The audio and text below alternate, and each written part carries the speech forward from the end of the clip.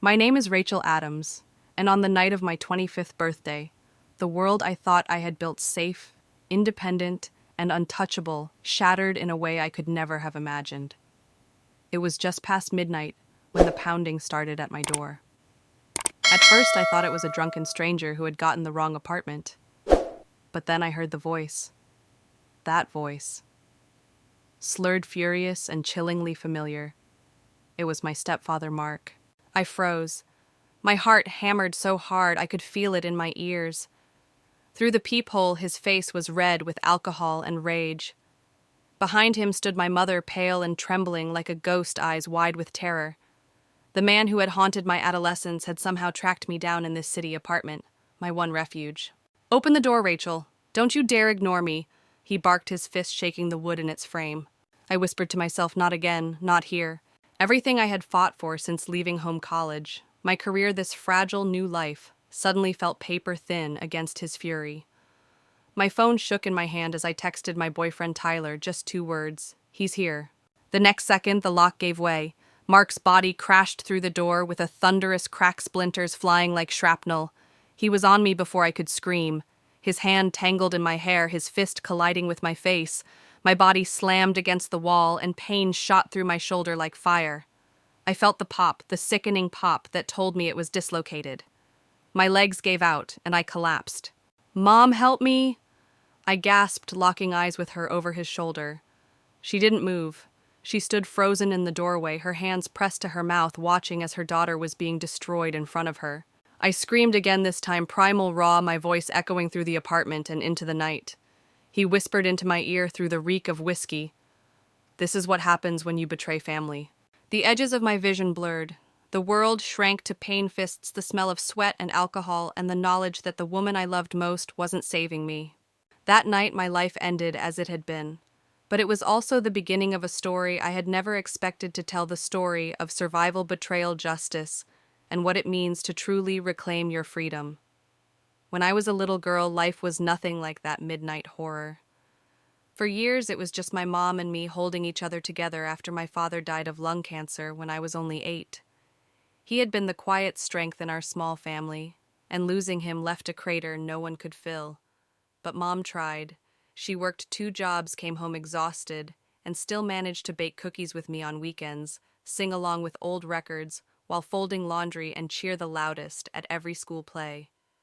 Those nights, even when our dinner was nothing more than boxed macaroni and cheese, felt like safety, felt like love. But safety is fragile, isn't it? It can vanish the moment you think you've secured it. For us, it disappeared the year Mom met Mark. He was her new manager at the bank, sharp suit, confident smile, the kind of man who carried himself like he owned every room he walked into. He brought roses for her and a book about the solar system for me on his first visit. He even asked me questions about constellations, listening like he actually cared.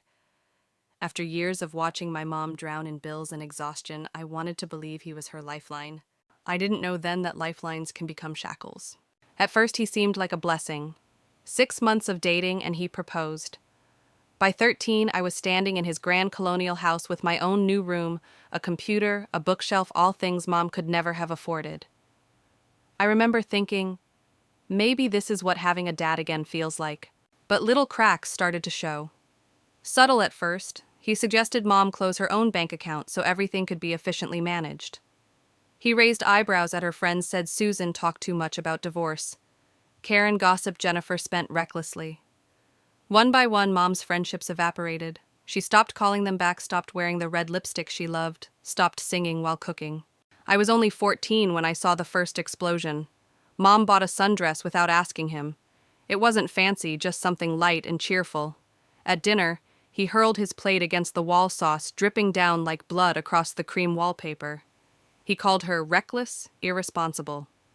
Mom returned the dress the next morning, her eyes hollow, her apologies endless. From then on, I began to understand that what looked like order was really control. By high school, my survival tactic was simple: avoid him. I stayed at the library, joined every after-school club, found excuses to sleep at friends' houses. At home, I stayed in my room, quiet as a ghost. But every time I looked at Mom, resentment grew. Why was she letting him do this? Why was she choosing him over me? I tried once to tell her. He's not good for you. He's controlling. She only shook her head, whispered, "You don't understand adult relationships, Rachel. He takes care of us. We're lucky." Lucky. The word felt like a slap. I stopped trying. And yet, even through the anger, I remember one night before I left for college. She sat on my bed after Mark had fallen asleep, brushed the hair from my face like she used to when I was little, and whispered, "I'm proud of you. Promise me you'll build a good life, no matter what." Her voice cracked, and that's when I realized her love for me hadn't disappeared. It had just been buried under years of fear. That's the cruel trick of abuse. It doesn't just break bones, it breaks bonds. It isolates you, convinces you that silence is survival, convinces you that watching in horror is the best way to protect the people you love. And that's what led us years later to that night at my apartment door. A mother paralyzed by fear, and a daughter finally forced to fight for both of them. But before I take you deeper into the storm, I want to pause here because stories like mine are not just stories. They are real, and they are still happening. If you're listening to this right now, I want to ask you something. Where are you watching from? Tell me in the comments, because I want to know how far these stories reach. And if you believe stories like this matter, hit that subscribe button. It's not just about numbers, it's about building a community where people who've endured the unthinkable don't feel alone anymore. Because none of us should ever feel alone in the dark. The first time Mark came to dinner, I was 12 years old. I still remember the sharp scent of roses he carried for my mom and the heavy astronomy book he handed to me wrapped in crisp paper. "Your mom says you love the stars," he told me with that smooth voice. He looked like the kind of man who belonged in glossy magazines, expensive suit, gold watch, polished shoes that clicked against our worn linoleum floor. I wanted to hate him. I wanted to cling to the memory of my father who had carried me on his shoulders to watch fireworks on the 4th of July. But Mark wasn't like the men Mom sometimes dated. He didn't seem rushed or careless. He leaned in when I spoke. He asked me about the Big Dipper. He even pointed out a comet visible that month and promised to take us to the planetarium. For a girl who missed her dad with every bone in her body, that attention was confusing. He didn't force his way into our lives all at once. He took it slow. He brought pizza on Friday nights, joined us for trips to the zoo, even bought me a pair of new sneakers when he noticed mine had holes. Mom glowed in his presence. After years of double shifts and counting pennies, she laughed again. She looked lighter. 6 months later, he proposed. The wedding was small, held in a rented hall with twinkle lights strung across the ceiling. Mom wore pale blue, simple and lovely. I was 13, standing awkwardly in a new dress watching them say vows. I wanted to believe her happiness could be real this time. And then came the house. Mark's colonial home felt like a castle compared to our cramped rental. My new bedroom had a computer desk, a tall bookshelf, and a window that overlooked a manicured lawn. For the first time, I felt like maybe life could be normal again. Maybe I could stop being the girl with hand-me-down clothes and start being the girl who didn't have to worry if her mom could pay the heating bill. But even in that first season of perfection, something deep inside me whispered caution. Because while the house was beautiful, it wasn't ours. It was his. And everything about the way he carried himself, the way he told the movers exactly where to place each box, the way he reminded Mom to be careful on the hardwood floors made it clear we were guests in his kingdom. At school, I bragged about my new room, my new computer. But at night, I caught glimpses of Mom hesitating before she spoke, like she was measuring her words. When she reached for her wallet at the grocery store, Mark's hand would brush hers away. "I've got it," he'd say with a smile. At first, I thought it was chivalry. Later, I realized it was something else entirely. I remember one evening in particular. We were having dinner and I told a joke one of my classmates had shared. Mark laughed louder than Mom or me, and then launched into a story of his own. One that seemed rehearsed, like it was meant to remind us how lucky we were to have him. His words dripped with charm, but when I glanced at Mom, her smile didn't quite reach her eyes. It's strange how manipulation hides in plain sight. It doesn't come with fists right away. It comes with Rose's astronomy books and promises of security. It makes you drop your guard, makes you believe you're safe, just long enough for the chains to slip quietly around your wrists. I was too young to recognize it then. I only knew that for the first time since my dad's death, Mom seemed happy. And because I loved her, I let myself believe in Mark too. Looking back now, I see it clearly. That was the opening move of a long game he had been playing. He wasn't saving us, he was setting the stage. The cracks in Mark's perfect mask didn't split all at once. They appeared slowly, like hairline fractures spreading across glass so subtle at first that if you weren't paying attention, you might miss them. It began with money. One Saturday morning, he spread bank statements across the kitchen table, speaking in that calm, reasonable tone that made him sound like a man who knew best. "It's inefficient for Diane to have her own account," he said, sliding a pen across the table toward Mom. "We'll save fees if everything's merged into mine. We're a family now. Families don't divide." I watched my mom's hand tremble as she signed. It was just a bank account, she told herself, just convenience. But I saw the way relief flickered in his eyes, not relief really, but victory. One small piece of control won. Next came the friends. "Karen talks too much," he muttered one evening, swirling wine in his glass. "She's filling your head with gossip." A week later, Mom stopped returning Karen's calls. Then it was Susan who Mark said was bitter from her divorce and might poison Mom's outlook on marriage.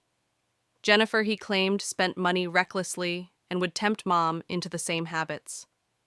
One by one, they vanished from our lives, their names disappearing from the caller ID, the cheerful afternoons at coffee shops replaced with silence. The woman who once hummed while she cooked began moving quietly through the kitchen. Her closet shifted from bright colors to dull neutrals. The red lipstick she'd worn every holiday, the shade I used to think looked like courage, was tossed into the trash with no explanation. Control disguised itself as guidance. Silence masqueraded as harmony. And little by little, my mother was erased.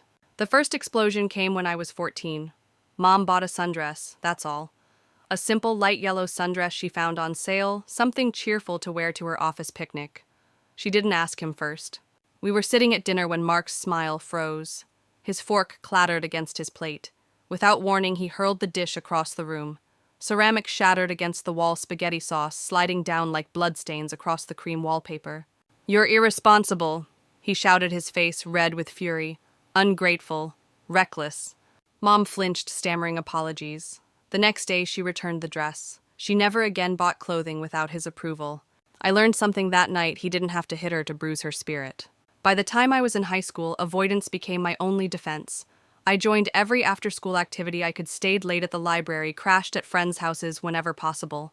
At home, I lived like a ghost, door shut, footsteps, quiet voice swallowed. But no matter how much I hid, I couldn't escape the truth that burned in my chest: my mother had been stolen. She was right there in front of me, but she wasn't the same. And worse, she defended him. One night I whispered, "He's controlling you, Mom. He's isolating you." Her eyes filled with something I couldn't name: fear, maybe, or exhaustion. "You don't understand adult relationships," she said softly. "Mark takes care of us. We're lucky." Lucky. The word stuck in my throat like a stone. That was the moment I stopped trying to rescue her. But I never stopped watching. Every glance between them, every silence stretched too long, every bruise she explained away as clumsiness, I stored it all in the corners of my mind. I didn't know it yet, but those details would one day become evidence. It's strange to think about now. To outsiders, we looked like a family who had rebuilt after tragedy: a hard-working mom, a successful stepfather, a daughter thriving in school. Inside, though, our walls whispered a different story. A story of control, of silence, of a man building his kingdom brick by brick with fear as mortar. And my mother, once so vibrant, was disappearing inside it. I was 14 when fear stopped being a shadow in the corner and became a living, breathing monster at our dinner table. Until then, Mark's control had been quieter: bank accounts, friendships, lipstick shades. But the night of the sundress, everything changed. It was a warm evening in early June. Mom had found a simple yellow dress at a department store clearance rack. She looked so happy, holding it up to the light, telling me it would be perfect for her office picnic. For the first time in months, her smile reminded me of the mother I had known before. She wore it to dinner proud, in that modest way of hers, twirling once like a teenager when she came down the stairs. "What do you think?" she asked. Mark's fork froze midway to his mouth. His eyes narrowed, scanning her as if she were a stranger who had broken into his house. "You bought that? Without asking me?" Mom blinked, confused. "It was on sale. Just a few dollars," I thought. The sound of ceramic shattering cut her off. Mark hurled his plate at the wall so hard it exploded, shards skittering across the hardwood spaghetti sauce, dripping like blood down the cream wallpaper. My ears rang from the impact. "You're irresponsible," he bellowed, his voice thick with rage. "Financially reckless. Ungrateful after everything I provide for you." Mom's face crumpled. She rushed to clean the mess, stammering apologies, her hands shaking so violently she sliced her palm on the broken porcelain. I bolted from my chair, grabbed a dish towel, and pressed it into her hand, glaring at him with every ounce of teenage defiance I had left. But his eyes flicked past me as if I didn't exist. The next day, Mom returned the dress. She never bought another piece of clothing without his approval again. That was the first time I saw the fear planted in her grow roots. She walked more carefully after that, her voice softer, her choices smaller. And it was the first time I realized just how dangerous he really was. From then on, dinner became a battlefield I tried to avoid. I joined every after-school activity, available debate team, art club, volunteering at the library, anything to buy more hours away from the suffocating silence of our home. On weekends, I stayed at friends' houses, feigning study groups or sleepovers. When I had to be home, I slipped into my room, locked the door, and moved like a ghost. But avoidance doesn't erase reality. It only delays the next explosion. One night, while setting the table, I accidentally dropped a fork. The metallic clang on the tile was enough to send Mark into a tirade about how careless I was, how sloppy habits lead to sloppy lives. His voice boomed through the walls, and I watched Mom shrink smaller with every word. I wanted to scream back. I wanted to hurl every insult I had bottled up at him. But instead, I clenched my fists and stayed silent, because I knew somewhere deep in my gut that if I pushed too hard, the next plate wouldn't hit the wall. It would hit us. And then came the bruise. Junior year. I walked into the bathroom one morning and found Mom dabbing makeup over her cheek, a dark purple swelling just beneath the surface. She wouldn't meet my eyes in the mirror. "What happened?" My voice cracked. She whispered. I walked into a door. "Don't worry." But I knew exactly what had happened. That was when the silence inside me broke. "You have to leave him, Mom," I begged. "Please, before it gets worse." Her shoulders sagged, her hands trembling as she capped the concealer. "It was just one time," she whispered. "He was stressed about work. He promised it won't happen again." But promises from men like Mark are nothing but shackles disguised as words. That night, lying awake in my room, I felt helpless. 16 years old, desperate, furious, and powerless. I vowed then that my way out would be through grades, through scholarships, through any door that could lead me far from his reach. Still, the sound of that plate shattering stayed with me, echoing in my mind, long after the sauce had been scrubbed from the wall. It was more than a moment of anger, it was a warning shot, a promise of the violence that would come. And it wouldn't just be my mother who paid the price. By the time I turned 15, my life had become a quiet game of survival. While other kids worried about prom dresses or varsity games, I calculated my every move around one man's temper. Mark didn't need to raise a fist for me to feel the threat. His control hung in the air like a storm cloud, heavy and waiting to burst. So I built my strategy: stay away, stay invisible, and stay perfect. After-school hours became my sanctuary. I joined every club that would take me: debate team, drama, yearbook, even chess, though I barely knew how to play. It didn't matter what the activity was. What mattered was that it kept me out of that house. At the library, I stretched study sessions until closing time, savoring the hushed calm between the stacks where no one yelled about bank balances or lipstick shades. On weekends, I found excuses to crash at friends' houses. Their families, even in their imperfections, felt like alternate universes: dads flipping pancakes on Saturday mornings, moms calling down the hallway to remind kids about chores. Simple, ordinary chaos. I clung to it like oxygen. At home, I transformed into a ghost. My door stayed closed, my music soft enough not to carry. I learned to read the tension in the floorboards, the weight of his footsteps, the rhythm of his voice, and timed my movements accordingly. If he was in the living room, I stayed upstairs. If he lingered in the kitchen, I skipped dinner. The goal was always the same: avoid the line of fire. But the longer I lived that way, the more I resented my mother. She had once been my anchor, my safe place. Now she floated through rooms like a shadow, checking with him before making even the smallest decisions. She stopped laughing. She stopped protecting me. And every time I tried to pull her back, she pushed me away with the same tired line.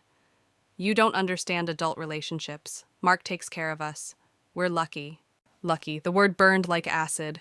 Still beneath the resentment, there was fear. I had already seen the bruise on her cheek. I had already felt the shift in the air, the sense that violence lived under his skin, waiting for an excuse. If I pushed too hard, if I shouted too loudly, I might be the next target.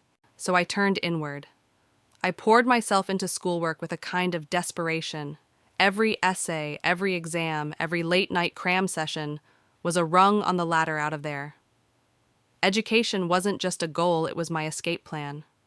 I applied for scholarships like a soldier stockpiling weapons, each acceptance letter a small victory against the prison walls closing in. Mark noticed, of course, and perversely he approved. She's ambitious, he bragged to neighbors. She gets that drive from me. He saw my grades as proof of his good parenting, never realizing they were proof of my rebellion. Meanwhile, my relationship with Mom splintered. I stopped confiding in her. She stopped asking about my day.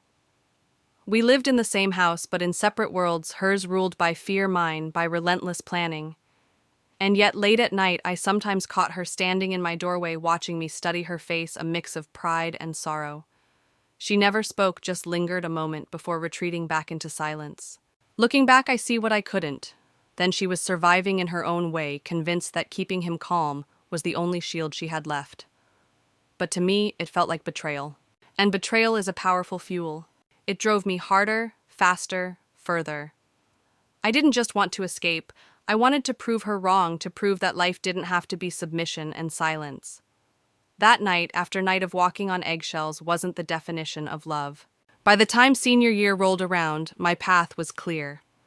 Boston University had offered me a substantial scholarship. I was 2 years away from freedom, but freedom has a way of taunting you before you reach it. Because even as I built my exit, even as I dreamed of dorm rooms and city streets, the house I still lived in reminded me daily escape isn't guaranteed. Every slammed door, every raised voice, every bruise hidden under makeup was proof that danger didn't need a reason to erupt. I was surviving, yes. But survival is a thin line. One slip, one mistake, and survival turns into surrender. And surrender was something I refused to give him. The first time I saw the bruise, I wanted to believe the lie. It was late autumn, one of those chilly mornings when the air bites at your lungs and you can see your breath hang like smoke. Mom was standing at the sink, sleeves rolled up as she rinsed a coffee mug. The bruise peeked out from beneath her cuff, purple, ugly, swollen. I froze. "What happened?" My voice cracked before I could control it. She yanked the sleeve down so fast the water sloshed over the counter.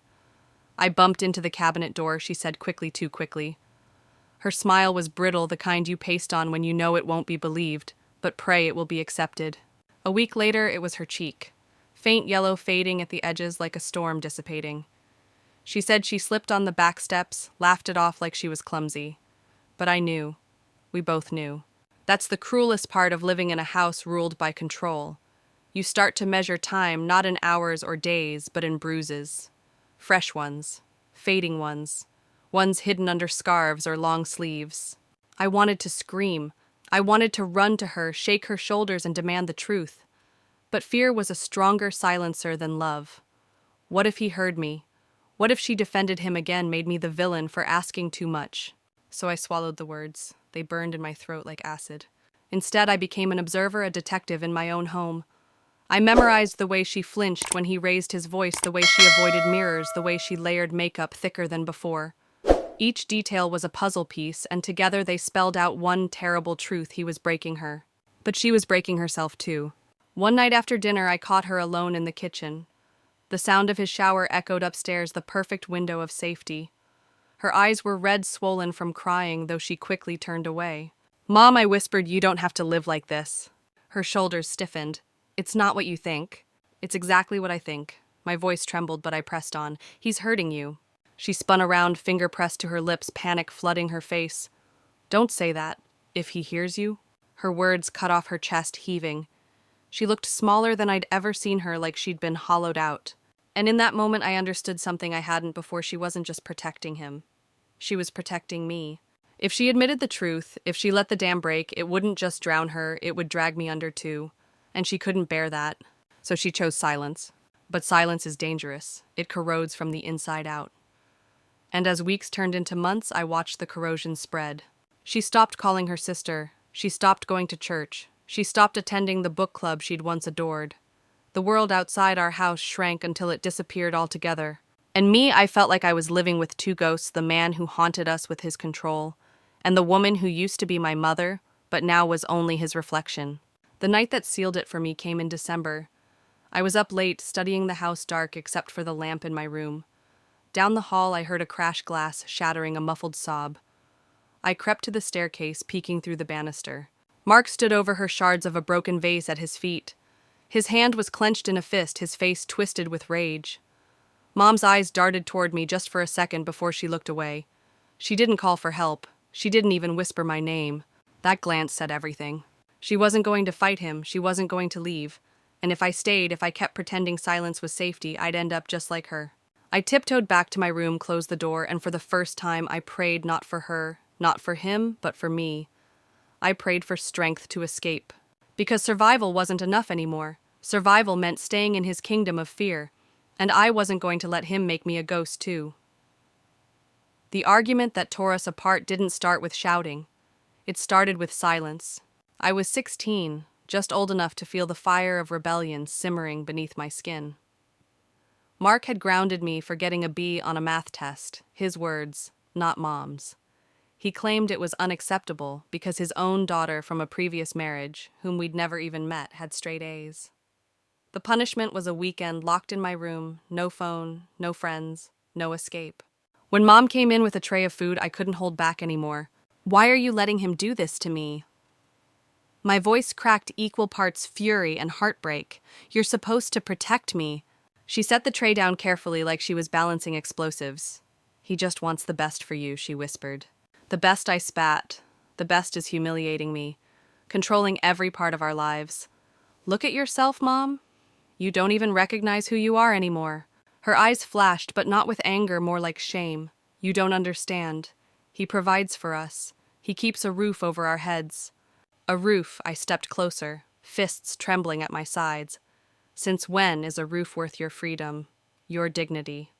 Since when is surviving the same as living? She flinched as though my words had struck harder than any of Mark's fists. But instead of agreeing, instead of breaking, she did what terrified me most. She defended him. "You think you're so grown up," she hissed, her voice shaking, "but you don't know how hard it is. You don't know what it's like to raise a child alone, to work until your body breaks. Mark saved us. Without him, we'd have nothing." I stared at her, stunned. He didn't save us. He owns us. For a heartbeat, silence filled the room, heavy and suffocating. Then she said the words that cracked something inside me forever. "If you can't respect him, maybe you don't belong in this house." I felt my chest cave in. My own mother, my anchor, my reason was choosing him over me. I ran upstairs, slammed my door, and pressed my face into the pillow to muffle my sobs. I wanted her to come after me, to apologize, to tell me I mattered more than his rules or his money. But she didn't. The hallway stayed empty. That night, I lay awake staring at the ceiling, and for the first time I began planning a future without her. I pictured leaving for college, never looking back. I pictured building a life that wasn't tied to bruises and broken vases.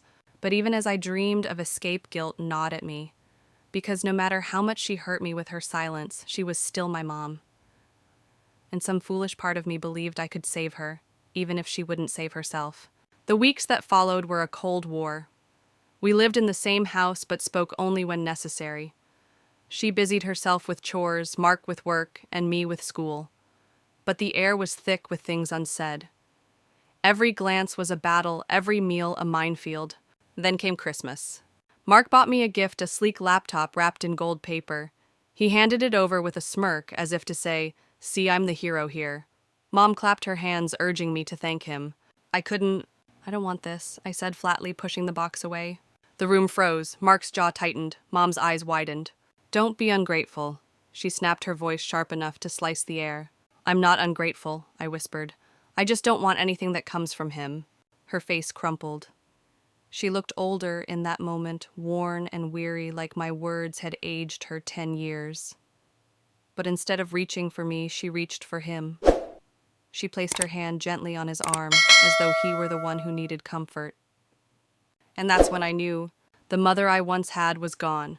She had been swallowed whole by his shadow, and if I stayed, if I kept waiting for her to return, I'd be swallowed too. So I built my silence into a shield. I stopped fighting, stopped pleading. On the surface, I complied. But inside, I was plotting. Because one day I promised myself I would walk out of that house, and I would never come back. I always thought the silence in that house was dangerous, but I didn't realize how quickly it could erupt into chaos. It was the spring of my junior year in high school when Mark's temper finally boiled over in a way that would mark me forever. The fight started small as they often did. I had forgotten to take the trash out, that was all. A black plastic bag sitting by the back door waiting to be carried to the curb. I was upstairs working on an essay for English class when his roar shook the walls. "Rachel, get down here now." My stomach dropped. I hurried down the stairs, already rehearsing an apology. But he wasn't interested in apologies. His face was red, his fist already clenched. The moment I reached the bottom step, he hurled the trash bag at me. It burst open mid-air, splattering rotten food across my shirt and the floor. "You think you're too good for this family," he spat, advancing on me. "Too smart to follow simple rules." I wiped the sludge from my face, trembling. "I'm sorry, I just forgot." The back of his hand cracked against my cheek before I could finish. The world tilted sideways and I crashed into the wall. Mom cried out, but not at him, at me. "Just say you'll do better, don't talk back." The betrayal stung almost worse than the slap. I said I'm sorry, I sobbed, clutching my face. But he wasn't finished. He grabbed the laptop he'd bought me for Christmas and smashed it against the floor pieces, scattering across the tiles like shrapnel. "You're nothing without me," he snarled. "Everything you own comes from me. Don't forget it." I looked at my mother, begging her with my eyes to stop him to say something to choose me for once. But she stood frozen again, wringing her hands, whispering, "Please, Mark, not so loud. The neighbors will hear." That was the moment it hit me she was more afraid of embarrassment than she was of him destroying me. I bolted for my room, locked the door, and pressed my back against it as though my body could hold him out. My cheek burned, my chest heaved, and the shards of my shattered laptop lay scattered downstairs like a crime scene. I wanted to scream, to throw something back, to make him feel even a fraction of what I felt. But instead, I just shook in silence. That night, as I lay in bed staring at the ceiling, I realized something terrifying: my mom was never going to save me. If anything, she was going to let him break me piece by piece until there was nothing left. And so I made a decision. I would start documenting everything. The bruises, the broken objects, the screaming matches. I would keep it all hidden, stored in notebooks under my mattress. One day I promised myself I'd have enough proof to show the world what he really was. But deep down, I knew it wasn't just about the evidence. It was about survival. Because as much as I wanted to believe I could endure it, I sensed something darker building inside him, something that would explode one day, and when it did, I had to be ready. And here's where I want to ask you something, because maybe you've lived in houses like mine where silence was deadly and anger was a storm waiting to break. Have you ever kept secrets to protect yourself? Maybe from a parent, a partner, a boss? Share your thoughts in the comments, because stories like these, they matter more than you know. I didn't know it then, but this night was only the beginning. The storm was coming, and when it hit, it would rip apart everything I thought I knew about family loyalty and freedom. I still remember the night it all snapped, the night Mark went from a man who controlled every breath we took to something far more dangerous. It was late summer, hot and sticky, and the air conditioning had gone out again. I was 17, stretched out on my bed with my math homework, when the shouting downstairs jolted me upright. Mom's voice was low and frantic. Mark's was booming each word like a hammer. I crept halfway down the stairs and froze when I saw the scene unfold in the kitchen. Mom had dared to question him. That was all. She'd asked why he withdrew money without telling her. It should have been a simple conversation.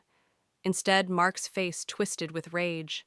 He slammed the fridge door so hard the magnets flew off, clattering to the tile. "You think this house runs on your paycheck?" he snarled. "You think you get to ask me where the money goes?" She tried to calm him, hands raised, whispering, "I just want to understand." The sound of glass shattering cut her off. Mark had hurled a drinking glass across the room, and it exploded against the wall just inches from her head. Something in me broke. I rushed into the kitchen before I could stop myself. "Leave her alone," I screamed. His eyes snapped toward me, wild and bloodshot. For a moment, silence hung heavy in the air. Then he flipped the table over in one violent motion. Plates, silverware, food, all of it rained to the floor in a deafening crash. "You don't tell me what to do in my house," he roared. I could smell the alcohol on his breath as he advanced toward me. I backed up, heart pounding. His hand shot out, gripping my arm so hard I felt the bones grind together. I yelped in pain, but his grip only tightened. Mom rushed forward, crying, "Please, Mark, stop. You'll hurt her." That's when I saw something terrifying in his eyes. He wasn't just angry, he was enjoying this. In that instant, I knew if I stayed, he would break me. Maybe not tonight, but someday soon. With a burst of adrenaline, I wrenched free from his grip and bolted. I sprinted out the back door barefoot into the humid night air. My feet tore against the gravel, but I didn't care. All I knew was that I had to get away. I ran until my lungs burned, until the streetlights blurred through tears. I didn't stop until I reached the old playground near my school. There, I collapsed onto a swing, shaking sweat and fear clinging to my skin. For the first time in my life, I felt completely untethered. No roof, no safety, no family to run back to. Just me, the night sky, and the terrifying realization that I was utterly alone. I wanted to call someone, anyone. But who most of my friends thought we were a perfect family. Teachers saw me as the quiet, reliable girl. No one knew the truth. That's when it struck me, if I didn't save myself, no one would. I wiped my tears, pulled out the cheap flip phone I kept hidden, and scrolled to the one number I trusted, my best friend Emily. My hands shook as I typed, "Can I stay over, please? Don't tell anyone." Within minutes, she replied, "Of course, doors unlocked." That night, as I crept into Emily's guest room and curled up under a blanket, I finally breathed without fear for the first time in years. But even in that safety, I couldn't silence one question echoing in my mind: how long until Mark came looking for me? I had escaped for the night, yes, but deep down, I knew this wasn't the end. It was only the beginning of a much bigger battle. And if you've ever felt trapped like I did, like the walls of your own home were closing in, I need you to know something: you are not alone. Tell your story, find your exit. Even if it's just a first step, like running barefoot into the night. Because sometimes survival doesn't start with a plan, it starts with a sprint. The morning after that escape, I woke up in Emily's guest room to the sound of her mom making pancakes downstairs.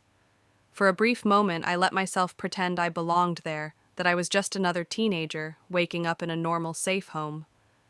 But reality came crashing back the second I saw the bruises blooming purple on my arm where Mark had grabbed me. I couldn't hide forever, I knew that.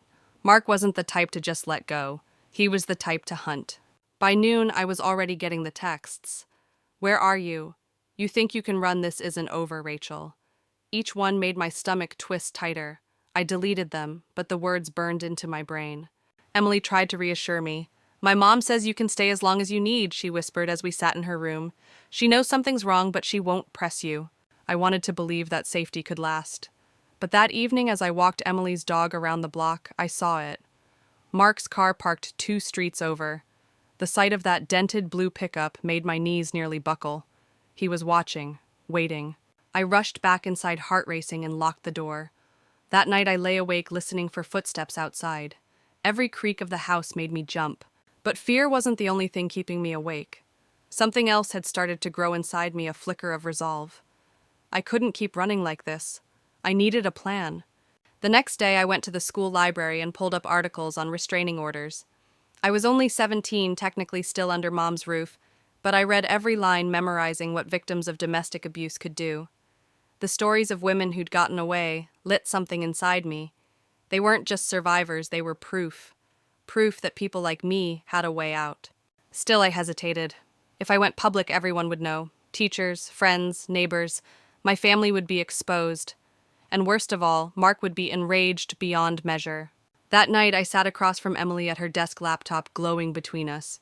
"Should I tell someone?" I whispered. She looked me dead in the eye. "Rachel, if you don't, he's going to destroy you, and your mom can't protect you. You have to protect yourself." Her words hit me harder than any slap ever had. She was right. So the next morning, I walked into my guidance counselor's office, hands trembling, and for the first time in my life, I told the truth. About the nights of broken glass, about the bruises, about how my mother looked away. The counselor's face shifted from shock to determination. "Rachel, you don't have to face this alone anymore," she said softly. By the afternoon, Child Protective Services was involved. The police were notified. Mark was officially under investigation. When they told me I'd have to testify about what happened, I felt my throat close up. The thought of facing him, of saying those words in front of strangers, terrified me. But then I thought of all the nights I'd hidden in my closet, praying for silence. I thought of Mom's trembling hands and how she had never once stepped in, and I realized something: if I didn't speak, he'd win. I wasn't just fighting for myself anymore. I was fighting for every version of me who had been silenced. That night, as I sat in Emily's backyard, staring up at the stars, I whispered to myself, I can do this. I will do this. And to anyone listening now who feels that same fear I carried, you need to hear this sometimes. The bravest thing you can do is simply speak. Speak your truth, even if your voice shakes. Because silence only feeds the people who try to control us. This wasn't the end of the nightmare, not even close. But for the first time, I had a weapon stronger than his fists. I had my voice. The subpoena arrived on a rainy Tuesday, a thick envelope with my name scrawled in black ink delivered to Emily's house. My hands shook as I tore it open, the words blurring on the page I was being called to testify. The day had finally come when my voice would matter more than my silence. But before I could even process it, Mom showed up at Emily's door. She looked exhausted, rain dripping from her hair, makeup smeared. Rachel, please, she begged, grabbing my hand. Don't do this. You don't understand what you're getting into. I pulled back, confused and angry. What are you talking about, Mom? He's been destroying us for years. Her eyes darted away. If you testify, it'll ruin everything. The house, the money, our reputation. People will talk. Please, just come home. We can work this out. That was the moment it hit me. She wasn't here to protect me. She was here to protect him, or maybe the life she thought she couldn't live without. Emily's mom stepped in, firm and protective, telling her it was time to leave. Mom's last words before the door closed still haunt me. You're going to regret this, Rachel. That night, I couldn't sleep. My own mother had chosen him over me. The ache of that betrayal was worse than any bruise. And Mark knew it. Because the next day, flowers showed up at Emily's porch. Not for her, not for her mom, for me. White lilies, the same kind he had once given Mom after an especially vicious fight. The card read, You can't erase me. It wasn't just intimidation. It was a reminder that even here, even with the law involved, he still had reach. I started noticing other things. A car idling at the corner near the school. My social media account suddenly flooded with fake profiles sending me threats, liar. Ungrateful brat, you'll pay for this. I reported them, but they just kept coming. The fear was suffocating, but it was also sharpening me. For the first time, I realized Mark wasn't just fighting to protect himself. He was fighting to destroy me before I destroyed him. At school, whispers followed me down the hall. Some kids called me the girl who turned on her stepdad. Others avoided me entirely, afraid of the drama. The isolation was brutal, but Emily never left my side. One afternoon, as we sat in the library preparing my testimony, she looked at me and said, Rachel, you know this is his game, right? He wants you to crack. He wants you to feel alone. But you're not. You have me. You have the truth. And that's stronger than anything he's got. Her words steadied me, but deep down I couldn't shake the dread. Because every time I closed my eyes, I saw him smirking at the dinner table, controlling every word and breath in our house. And now that smirk felt closer than ever, as if he was waiting just beyond the courtroom doors. Still, I pressed forward. I met with lawyers. I rehearsed my statement. I told myself over and over that this was survival, not betrayal. And yet, a tiny voice inside whispered doubt. What if Mom's right? What if speaking out ruins everything? I shoved the thought away, but it clung like smoke. If you're listening now, and you've ever been in that place, torn between telling your truth and protecting the people who hurt you, hear this: the ones who love you should never demand your silence. Silence is a cage, and no amount of comfort inside it is worth your freedom. The night before the hearing, I sat on Emily's porch staring at the lilies wilting in their vase. My hands curled into fists. I wasn't going to let him win. But I also knew the storm hadn't even started yet. Mark wasn't finished. He was just waiting for his next move. The courthouse smelled of polished wood and tension. My shoes squeaked against the marble floor as I followed the bailiff down the hall, each step echoing like a drumbeat in my chest. Emily walked beside me, squeezing my hand every few seconds, reminding me that I wasn't alone. But inside, I felt like I was walking into a lion's den with no armor. When the doors opened, the sight nearly knocked the air from my lungs. There he was, Mark, sitting at the defense table in a crisp navy suit, his hair combed, his face shaved clean. To the jury, he looked like a respectable stepfather, a hard-working man unjustly accused. But I knew better. and the smirk tugging at the corner of his mouth told me he knew exactly what he was doing. My mother sat behind him, her hands folded neatly in her lap. She didn't even glance at me. That cut deeper than anything. When the prosecutor called my name, my knees trembled, but I forced myself to stand tall. I walked to the witness stand, swore the oath, and sat down. The room fell silent. I could hear my heartbeat in my ears. The prosecutor's questions started gently. Rachel, can you tell the jury about your relationship with the defendant? I swallowed. He's my stepfather. He married my mother when I was 12. And what was life like in your home after that? I hesitated, glancing at Mark. His eyes locked onto mine, daring me to continue. My throat tightened, but then I remembered Emily's words. You have the truth, and that's stronger than anything he's got. So I spoke. I told them about the shouting, the slamming doors, the nights when bruises bloomed on my arms, and I learned to hide them under long sleeves. I described the fear that lived in my chest, like a second heartbeat.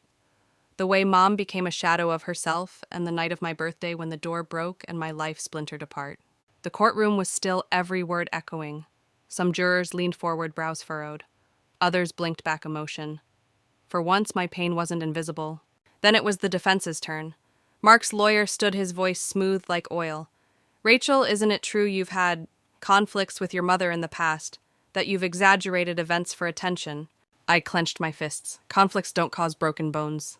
He smirked, flipping through papers. And yet, no police reports were filed for years. No medical records. How convenient that your story appears now when my client faces serious charges. For a second, the room spun. He was twisting everything, painting me as the villain. My confidence wavered. Then something happened. The prosecutor slid a photo onto the table, a medical report from my ER visit the night of my birthday, documenting the dislocated shoulder and bruises across my ribs. The defense lawyer faltered. The prosecutor's voice rang out. Rachel didn't exaggerate. She survived, and tonight she has the courage to tell the truth. But the real twist came when the next witness took the stand.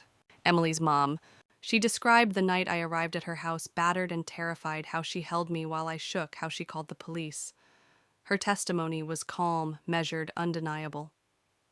The defense tried to rattle her, but she didn't budge.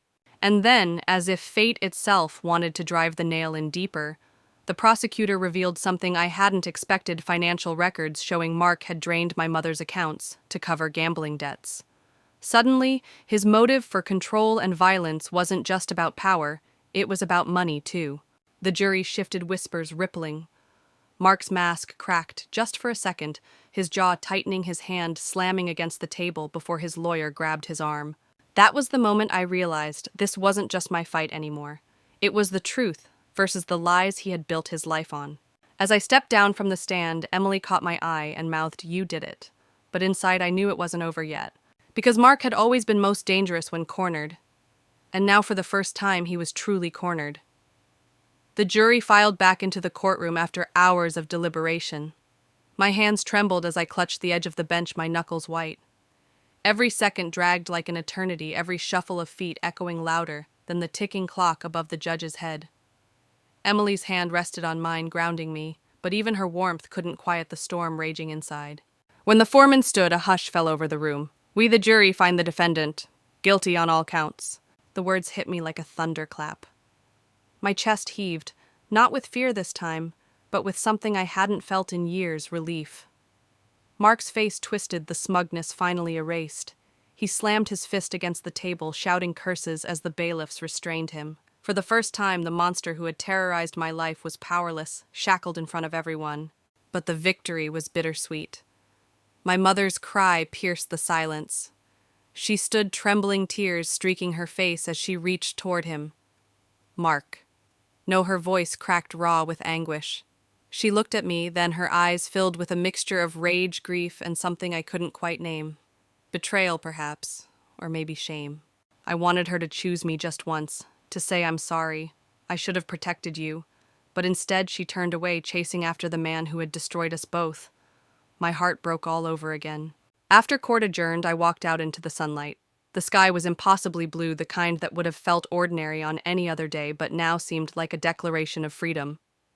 Cameras flashed as reporters crowded the steps, microphones shoved toward me. "Rachel, how do you feel about the verdict? Do you have anything to say to other survivors?" For a moment, I froze. Then I spoke, not to the cameras, but to the people I imagined watching. I want anyone trapped in silence to know you are not weak, you are not alone, and your voice matters.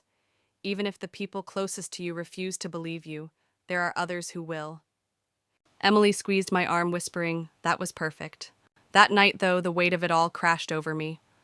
Alone in my apartment, I stared at the broken door frame that still hadn't been replaced since that night. The wood splintered and cracked like a scar carved into my life. Justice had been served, yes, but scars don't disappear with a verdict. I sat in silence, asking myself questions I didn't want to answer. Would my mother ever come back to me? Could I ever forgive her? Could I ever forgive myself for still yearning for her love, even after everything? Then the phone buzzed. It was a message from an unknown number. My blood ran cold. The words were short, sharp, like a knife pressed against my throat. "This isn't over. You'll regret what you did." No name, but I didn't need one. My stomach twisted. Mark was behind bars, but his shadow wasn't gone. Whether it was his allies, his friends, or even just his venom reaching me from prison, I knew the fight wasn't finished. I dropped the phone, my hands shaking.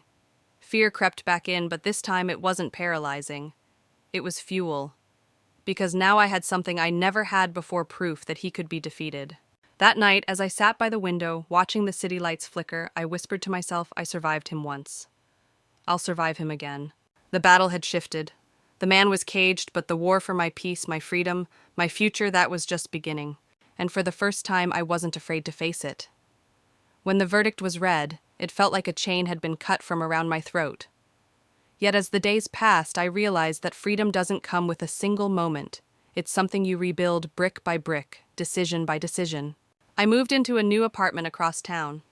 The first night there, I slept with the windows open, letting the city's hum seep in, reminding me I wasn't trapped anymore. Still, sometimes the shadows reached for me. Sometimes I'd wake up heart-pounding, certain that Mark's fists were at my door again. But each morning I woke to sunlight, not violence. That difference became my quiet victory.